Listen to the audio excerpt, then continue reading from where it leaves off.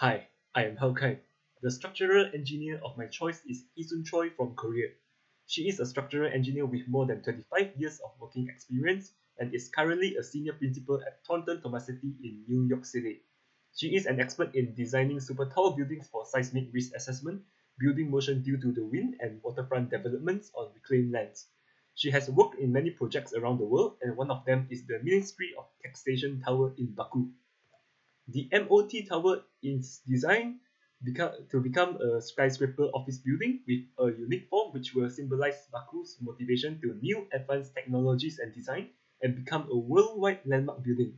The 168 meters tall tower has 33 floors and is designed to accommodate 600 office employees. The tower also houses facilities like restaurant, auditorium, overnight suites, and fitness club. It is designed by FX Collaborative and constructed by Techfan Construction in 2016. Despite being mediocre in terms of building height, the design and construction process of the MOT tower proved to be challenging due to its unique design. As you can see, the MOT tower features 5 twisted stack cubes that are independently cantilevered from its circular concrete core.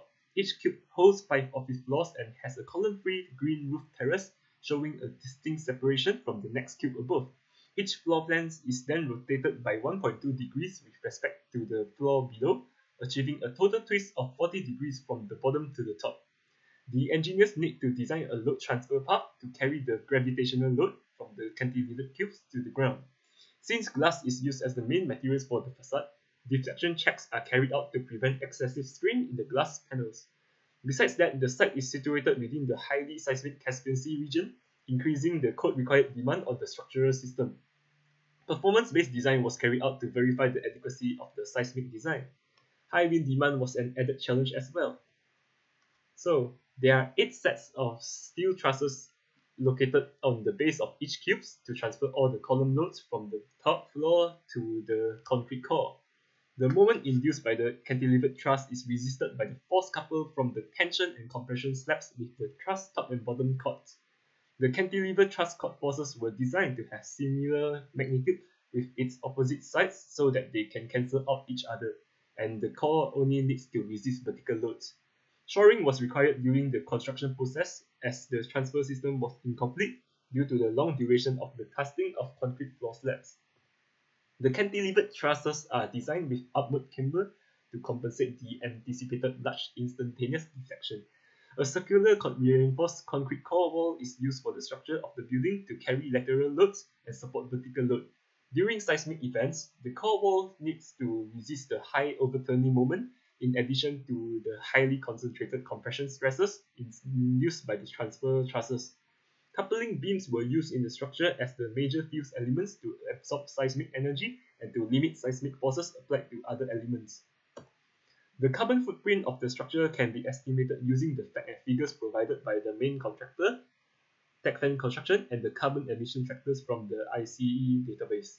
Cradle to gate assessment has only been taken into account for the embodied carbon calculation because the source of the building materials used is not completely known.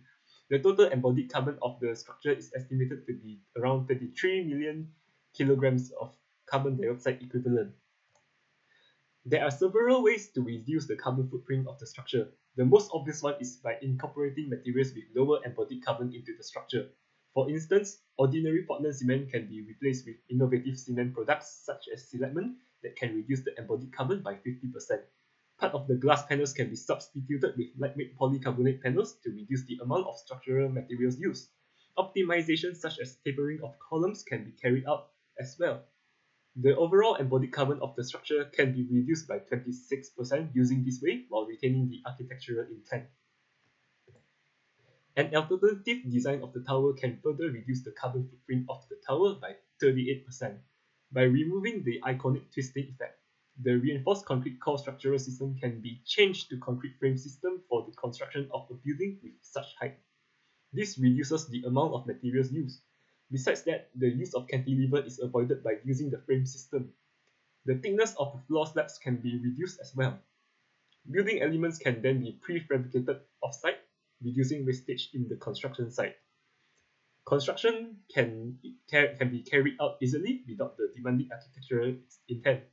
And finally, the most radical way of reducing the carbon footprint is by building nothing. Why build an office building when you can start working from home? Or why not consider reusing or renovating their original building? That's it. Thank you.